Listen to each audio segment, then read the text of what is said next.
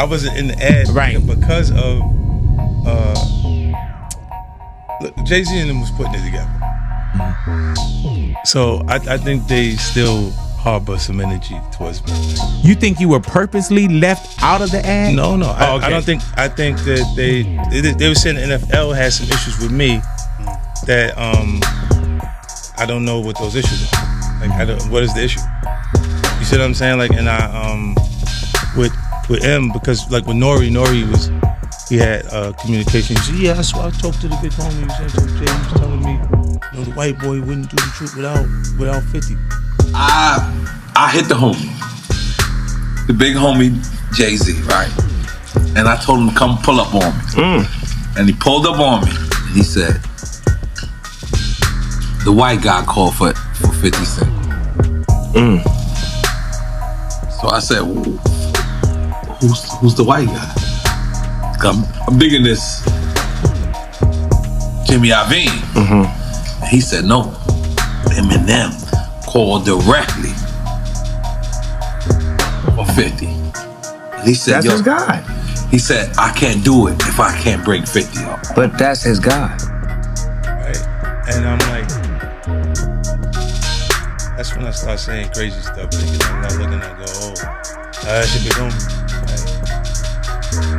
So he imaged himself after a gay painter. Big homie want to look like a gay painter.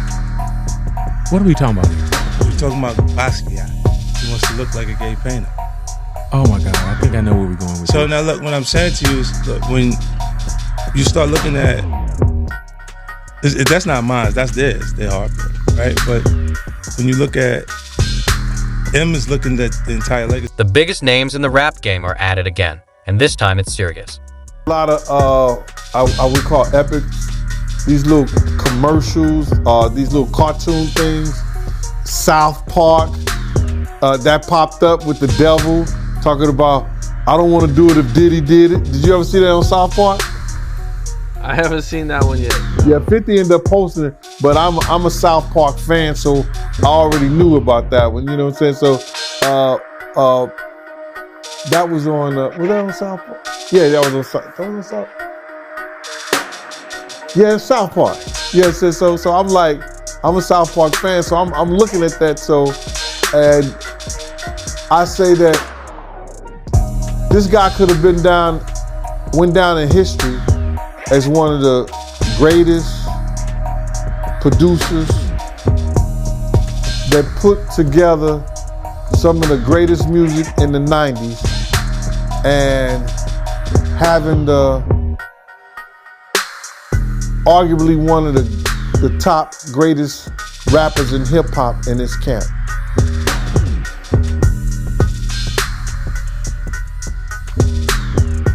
For the people to make him the laughing stock of hip hop, the laughing stock of Facebook, Instagram, YouTube, is one of the greatest tragedies of our time. His career, you can look at that and say the association to Beyonce is when he started to receive the 16 17 Grammys since he's been with Beyonce. Right? And you go, prior to that, one. Right. You see what I'm saying? So that came in association, like you see the kids even have Grammys. Like they don't sing yet. They don't sing. Right. They don't rap yet.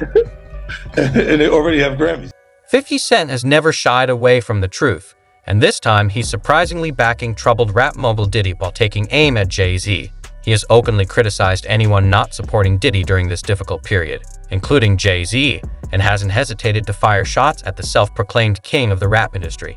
Check it out. Really off of that, bro.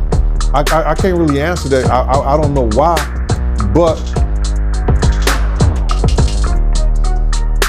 just on some sucker shit, probably. You know what I'm saying? Trying to play 50. You know, 50, come on, bro. 50 was rich at the time. 50 used to do music for him. Why he never asked him then when he was doing music for him? You understand? just talk shit, want to have something to say. Knowing 50 hot. Knowing 50, yeah, we probably have a crazy reaction to. Recent Homeland Security raids on Diddy's homes in Miami and Los Angeles have shocked the entertainment world. With Diddy absent and reports of his private jet leaving the country, speculation about his involvement in serious crimes is at an all-time high. For more on this, I want to bring in criminal defense attorney, former prosecutor Bernardo Villalona. Bernardo, there's this footage showing Diddy's sons detained with federal agents surrounding them. Based on what you can see here, does this appear to meet the legal standard for excessive use of force? No, not at all. In terms of how they were stopped and how they were detained, you have to think that when officers are going in to execute a search warrant, and I've written numerous search warrants as a former prosecutor, and they've been gone out to execute a search warrant as part of the officers. In terms of how it was executed and the force that they used, they immediately tried to detain any individuals that are inside of the home, and that's to just make sure they, one, identify who they are, but number two, and primarily the reason is for their own safety, the safety of the individual, as well as the safety of law enforcement. Again, we do not know what is the information that law enforcement had before going in to execute that search warrant. But a sign this shows me is that they had information that it's possible that the individuals that are inside of that house could be. While many hesitate to criticize Diddy due to his influence, voices like comedian Cat Williams and rapper 50 Cent have been outspoken in their critiques. 50 Cent, in particular, has long called out Diddy, alleging criminal activities and raising eyebrows with bold accusations. Conspiracy theories surrounding the recent raids and Diddy's sudden disappearance have gained traction. As Diddy remains on the run amid speculation about his legal troubles, 50 Cent has shifted his focus to hip-hop titan Jay-Z. Using social media, he questioned Jay-Z's whereabouts with a cheeky post featuring a missing persons graphic of Jay-Z, joking, "Anybody seen Jay?" Puff said the ninja isn't answering his phone. This provocative act highlights the gravity of the situation, as 50 Cent's public remarks often indicate deeper legal issues for those he targets. Despite some viewing his actions as mere trolling, there's a growing awareness among those in the entertainment industry about the patterns of behavior that can't be ignored. Alongside Cat Williams, 50 Cent has emerged as a fearless critic of alleged illegal conduct, unafraid to challenge even the most powerful figures, a sentiment echoed by Diddy's former bodyguard, Gan Deal. You start believing your own bullshit, and them two individuals together, man, you know they got to be crazy. Something got to be wrong with when he sit up there and he said that he want to challenge 50. And I don't know much about that clout shit. Him challenging 50 to a fight, and we seen how 50 Cent, we seen how Stevie J fight on Love and Hip Hop and all that other bullshit. Him Scrappy, him this other cat. My man, there's no way. There's no way. He don't want it with 50, bro. That's if that ain't cocaine, the Pope ain't Catholic. So you feel like 50 Cent would give Stevie J that work? It wouldn't even be a job. 50 Cent will whoop. 50 Cent will whoop niggas like Stevie J on the way to a real fight. You seen 50 fight before? I ain't never seen 50 fight. I seen some tapes of him get down on that end, but I never seen him fight in person. But I know the demeanor of a man. I was with 50 Cent on a couple of occasions, and one occasion, it was just me and 50 and about probably 6 other dudes that didn't want to get out the car because he was ready to get down. And you could see it in him. You could see he got it in him like that. I'm looking at him. I wrote this shit about this shit in my book. I didn't really know that 50 and Preem them was beefing like that. You know what I'm saying? Me and 50 had a conversation about him and Ja, and why Ja was beefing at him and everything like that, or why they had some kind of misunderstanding or whatever like that. And when we got off the plane, I had asked 50, are you good with holding one of my girlfriends? And he was like, yeah, I'm good with that. So we was just chilling at the party, and Irv Gotti and them had rolled up in a limousine, and nobody got out but Preem, because they were supposed to be going to Chaz's party. So nobody got out but Preem, and Preem was at the door, and 50 was just mean mugging him, and I didn't know why he was mean mugging him. You know what I'm saying? So Preem was telling me, yo, man, tell Chaz that we not coming to the party. We finna go over here on the strip or whatever like that, and we'll talk to him tomorrow. And 50 just was leaning on the barricade, just like as if he was waiting for one of those cats to come out the car. I didn't really know they had a beef like that. He's also shed light on Jay-Z's involvement in all of this. Because it was Dame Dash, it was Irv Gotti, it was Jay Prince, and Death Row. You understand what I'm saying? So now everybody wanna know who's this and who's that, and wanna go back and say, yo, how do you know? It came from the horse's mouth. He said he got all the paperwork to prove it. Kirk Burrow said it plenty of times, but nobody won't sit down with him. I mean, like, you won't get none of these, these radio stations and all this stuff like that to sit down with him. He said, I got the paperwork. He got files from the from the DEA and the FBI, all that stuff like that. He got plenty of paperwork behind this whole stuff. But people want to get on here and say, yo, because they not privy to the information, you understand, directly from the people who was involved. And you get a person like me that don't give a damn, and I repeat it and tell it. Oh, dude capping, dude looking for attention. No, it happened. Now other people coming out talking about it. They putting Jay-Z was a part of it. Despite public scrutiny, Jay-Z has stayed silent, leaving fans to speculate about the unfolding drama. One thing is clear. The hip-hop scene remains unpredictable and scandalous, full of intrigue in this ongoing rivalry.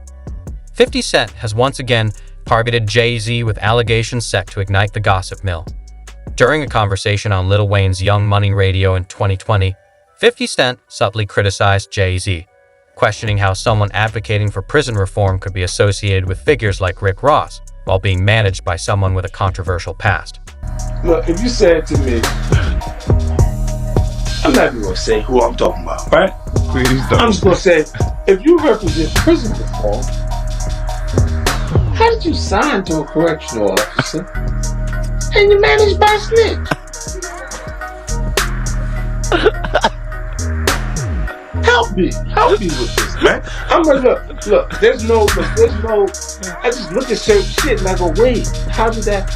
Because okay, let's not say it's tough to say official, right? When we look at things, you gotta say there's a lot going on, and nigga, to make it, let's just make it, man. Let's just in the journey. Let's say success is for your life to be the way you want your life to be, and who the fuck knows exactly what they want? 50 Cent is scrutinizing Dee Paris, the CEO of Roc Nation, who has a history with the DEA and was arrested for cocaine possession. Despite her past, she rose to the top of Roc Nation, drawing criticism from 50 Cent. The situation deepens with Perez's name on President Trump's 2021 list of pardons, alongside her husband, Juan Perez. This pardon, related to her involvement in a narcotics conspiracy, raises questions about her redemption arc and her partner's role. You start believing your own bullshit, and them two individuals together, man. You know they got to be crazy. Something got to be wrong with when he sit up there and he said that he want to challenge 50. And I don't know much about that clout shit. Him challenging 50 to a fight, and we seen how 50 Cent. We seen how Stevie J fight on Love and Hip Hop and all that other bullshit. Him, Scrappy, him, this other cat. My man, there's no way. There's no way. He don't want it with 50, bro. That's if that ain't cocaine, the Pope ain't Catholic. So you feel like 50 Cent would give Stevie J that work? It wouldn't even be a job. 50 Cent will whoop niggas like Stevie J on the way to a real fight. You seen 50 fight before? I ain't never seen 50 fight. I seen some tapes of him get down on that end, but I never seen him fight in person. But I know the demeanor of a man. I was with 50 Cent on a couple of occasions, and one occasion, it was just me and 50 and about probably 6 other dudes that didn't want to get out the car because he was ready to get down. And you could see it in him. You could see he got it in him like that. I'm looking at him. I wrote this shit about this shit in my book. I didn't really know that 50 and Preem them was beefing like that. You know what I'm saying? Me and 50 had a conversation about him and Ja and why Ja was beefing at him and everything like that, or why they had some kind of misunderstanding or whatever like that. And when we got off the plane, I had asked 50, are you good with holding one of my girlfriends? And he was like, yeah, I'm good with that.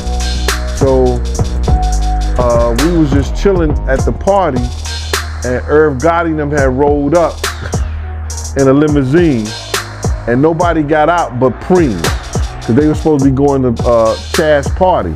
So nobody got out but Preem, and Preem was at the door, and 50 was just mean mugging him, and I didn't know why he was mean mugging him.